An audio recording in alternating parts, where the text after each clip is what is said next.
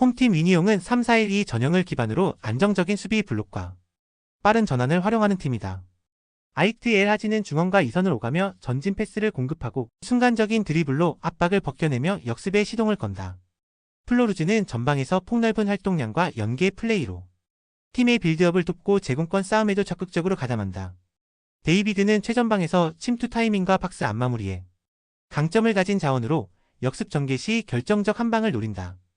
위니용은 300을 중심으로 수비 안정감을 유지하지만 점유율 싸움에서 밀릴 때 중원 간격이 벌어지고 전진 패스 차단 능력이 떨어지는 약점을 보인다. 특히 점유율을 빼앗기면 박스 근처에서 연속적인 압박에 쉽게 흔들리고 세컨드 볼 커버가 늦어 실점 위험이 커진다. 원정팀 뉴캐슬은 4-3-3을 바탕으로 점유율 장악과 전방 압박을 통해 상대를 지배하는 스타일을 추구한다. 토날리는 중원에서 경기의 템포를 조율하며 볼 횟수와 전방 전환 패스로 공격 리듬을 만들어내는 핵심 자원이다. 엘랑가는 측면에서 폭발적인 스프린트와 직선 돌파로 상대 수비를 흔들며 컷백이나 빠른 크로스로 결정적 찬스를 창출한다. 반스는 반대편 측면에서 슈팅 감각과 1대1 돌파로 공격의 변화를 만들어내며 박스 근처에서 직접 득점을 노릴 수 있는 옵션이다. 뉴캐슬은 볼 점유율을 바탕으로 상대 진영 깊숙이 들어가 수적 우위를 만들고 페널티 박스 근처에서 다양한 공격 패턴을 구사한다. 특히 토날리를 중심으로 한 중원 컨트롤은 상대의 빌드업을 차단하고 세컨드 볼을 선점하며 경기 주도권을 잡는 데 핵심적인 역할을 한다. 이번 매치는 액면과 전력과 전술적 완성도 모두 뉴캐슬 쪽으로 무게가 실린다. 뉴캐슬은 점유율과 중원 지배를 통해 경기 전체를 컨트롤할 준비가 돼 있다. 토날리의 전방 패스와 엘랑가반스의 폭발적인 돌파가 위니용의 300을 무너뜨릴 핵심 무기다. 위니용은 수비 블록으로 버티려 하겠지만 점유율이 밀리는 순간부터 간격 관리가 흔들리며 실점 위험이 커진다. 그래서 전술적 완성도와 전력 모두에서 앞선 뉴캐슬이 승리할 가능성이 가장 높다. 홈팀 포메이션은 4-2-3-1이며 아쿤자대는 폭발적인 가속력과 순간 스프린트로 뒷공간을 파괴할 수 있는 전형적인 침투형 공격수다. 주비르는 측면 돌파와 컷백 타이밍이 예리하며 빠른 방향 전환으로 수비 라인을 흔드는 데 능하다.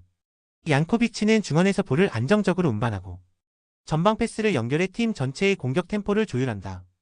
이사에프 카바에로 라마자노프가 부상으로 이탈했지만 잔여 자원들이 높은 활동량과 전술 유연성을 보여주며 전력 공백을 최소화하고 있다.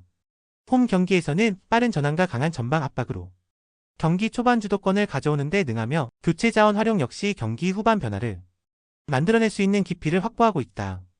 원정팀 포메이션은 4-4-2이며 옐료누시는 안정적인 볼키핑과 크로스로 공격 전개에 관여하지만 전진 속도가 빠르지 않다. 아슈리는 11 돌파와 탈압박에서 위협적이지만 긴 이동 후 컨디션 저하가 퍼포먼스에 영향을 미칠 가능성이 크다. 클렘은 박스 안 움직임과 마무리가 강점이지만 장거리 비행 후 초반 템포를 유지하기 어려운 약점이 있다. 덴마크에서 아제르바이잔까지 이어지는 긴 원정 이동은 선수들의 회복과 경기 집중력에 큰 부담을 준다. 또한 벤치 뎁스가 얕아 후반 교체 국면에서 경기 흐름을 바꿀 카드가 제한적이라는 점은 큰 리스크로 작용할 수 있다. 카라바흐는 홈에서 빠른 템포 전환과 침투 패턴으로 상대 수비를 흔들고 교체 자원에서도 우위를 확보한다. 코펜하겐은 장거리 원정과 체력 소모 후 후반에 급격히 흔들릴 수 있으며 벤치 뎁스 한계가 치명적인 약점이다. 결국 전술 완성도와 홈 이점을 바탕으로 카라바흐가 경기를 주도할 가능성이 높다. 홈팀 아스날은 유럽 무대에서도 최상위급 전술적 완성도를 유지하고 있다. 요케레시는 폭발적인 스프린트와 박스 안 움직임이 탁월의 상대 센터백 라인을 끊임없이 흔들고 공을 받는 순간 빠른 슈팅 전환으로 골문을 직접 위협한다. 마두에케는 측면에서 가속력 있는 돌파와 빠른 컷신을 활용해 수비를 붕괴시키며 11 돌파와 크로스를 동시에 수행할 수 있는 다재다능한 자원이다. 웨데고르는 경기 템포를 조율하는 핵심으로 하프 스페이스를 공략하는 정교한 전진 패스와 세밀한 찬스 메이킹으로 전방 공격을 연결한다. 특히 아스날은 세트피스 루트가 매우 다양하다. 코너킥과 프리킥 상황에서 전술적 움직임으로 상대 수비를 무너뜨리며 제공권을 활용한 다이내믹한 득점 패턴이 강력하다. 이들의 공격 전개는 점유율 유지와 빠른 전환을 동시에 소화하며 하위 전력팀에게는 버티기 힘든 압박과 템포를 만들어낸다. 원정팀 올림피아코스는 전력 누수와 전술적 불안이 겹친 상태다. 엘카비는 제공권과 결정력이 있지만 팀이 밀릴 때 고립될 경우 영향력이 급격히 줄어든다. 마르틴스는 중원에서 볼 배급을 시도하지만 압박을 받을 때 템포가 무너지고 패스 정확도가 흔들린다. 모우자키티스는 측면 전개와 공격 전환에서 기여하지만 수비 가담이 느려 전환 상황에서 뒷공간을 쉽게 내준다. 게다가 카벨라, 엔젤라키스, 푸네브모니기스, 구스타보 만차, 촐라키스, 로디네이 등 다수의 핵심 자원이 부상으로 전력에서 이탈해 전술적 안정감이 크게 무너진 상태다. 이로 인해 수비 라인의 커버 속도와 조직력이 불안정하며 높은 점유율을 유지하는 팀을 상대할 때 집중력이 급격히 떨어진다. 아스날은 전술적 완성도와 세트피스 활용 능력을 앞세우 홈에서 경기 흐름을 주도할 준비가 되어 있다. 올림피아코스는 부상 공백과 수비 전환 불안으로 인해 아스날의 빠른 템포와 공격 전개를 감당하기 어렵다. 결국 아스날이 점유율과 공격 템포를 모두 장악하며 승리를 확정 지을 가능성이 높다. 영상이 이해가 안 되시거나 이외의 다른 경기 분석 및 조합이 궁금하신 분들은 아래 고정 댓글로 편하게 말 걸어주세요. 스포츠 베팅 정말 어렵습니다. 혼자서 하기 쉽지 않아요. 서로서로 좋은 건 공유하며 다같이 재밌고 건강하게 스포츠 베팅합시다. 홈팀 레버쿠젠은 유연한 3-4-3 시스템을 바탕으로 점유와 전환을 빠르게 오가며 상대 수비를 무너뜨린다. 시크는 제공권과 포스트 플레이에서 탁월의 전방에서 볼을 지켜내고 연계 지점을 만들어주는 핵심 스트라이커다. 텔라는 폭발적인 스프린트와 가속력을 활용해 하프스페이스와 뒷공간을 집요하게 파고들며 수비 라인을 흔든다. 안드리이는 강력한 압박과 세컨드 볼 장악을 통해 중원에서 템포를 끌어올리고 빠른 전환 패스로 공격의 기점이 된다. 특히 세트피스 상황에서도 높은 타점과 정확한 킥으로 언제든 득점 기회를 창출할 수 있는 팀이다. 이들의 전술은 상대가 수비 라인을 내리면 텔라의 침투와 시크의 포스트 플레이로 균열을 만들고 전진 패스와 이선의 공격 가담으로 박스를 공략한다. 원정팀 아인트호벤은 4-3-3 전형을 유지하며 점유와 전환 속도 조절로 경기를 풀어나가지만 뒷공간 대응이 느리다는 구조적 약점을 안고 있다. 페리시치는 측면에서 드리블 돌파와 크로스에 능하지만 수비 가담이 일정치 않아 좌우 밸런스가 흔들린다. 르번반 본멜은 중원에서 템포를 조율하고 전방으로 전진 패스를 시도하지만 강한 압박을 받을 때 흔들리는 모습이 잦다. 스아우터는 박스 근처에서 결정적인 마무리를 노리지만 지원이 끊기면 고립되는 경향이 강하다. 특히 센터백 라인은 순간 스피드가 부족해 빠른 공격수들에게 뒷공간을 쉽게 허용하며 급격한 전환 상황에서 대응이 느리다. 세트피스 수비에서도 제공권 싸움에 취약해 높은 타점의 공략에 반복적으로 흔들리는 패턴을 보인다. 레버쿠젠은 텔라의 폭발적인 스피드를 앞세워 느린 아인트호벤 수비 라인을 무너뜨릴 준비가 되어 있다. 안드리이의 압박과 시크의 포스트 플레이 그리고 세트피스 우위까지 더해 공격 루트가 다채롭게 완성될 전망이다.